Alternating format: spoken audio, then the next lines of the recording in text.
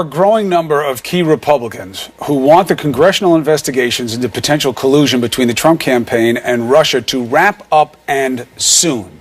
This as former White House Press Secretary Sean Spicer becomes the third Trump official to be interviewed by the special counsel who's looking into the Russia probe. CNN's Manu Raju live on Capitol Hill with this new CNN reporting. Manu, what do we know? Good morning, Chris. There's growing tension on these Capitol Hill committees investigating Russia meddling and possible collusion with the Trump campaign. And the message that the Republicans are saying is this: wrap it up within the next 2 months. One top Republican on the Senate Intelligence Committee, Jim Risch, told me yesterday the committee shouldn't be chasing, quote, weak leads, saying they're at the point of, quote, diminishing returns. And other Republicans said Democrats are trying to keep this hanging into the election season. But Democrats like Adam Schiff say there's plenty left to investigate and many more witnesses to talk to. And he said Republicans have rushed witnesses into the committee before they've received relevant documents. We're now told that one example is Jared Kushner, who met with the committee this summer before the Trump campaign turned over key records.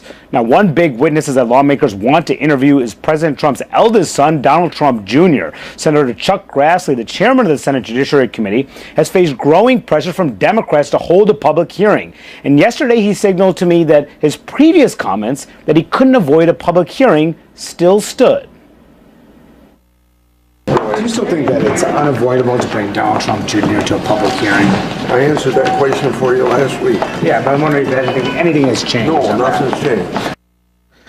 But Democrats are still frustrated that there's no agreement yet for that hearing or other steps in his investigation about what to do about Russia collusion. And a sign of this is really, Allison, a sign of the challenges ahead for lawmakers as they try to reach a bipartisan consensus on their findings. That Senate Judiciary Committee holding a hearing later this morning with Attorney General Jeff Sessions. Expect that to be rather contentious, Allison. Okay, we will be watching for that, Manu. Thanks so much for all of that reporting. So despite their spat, Senator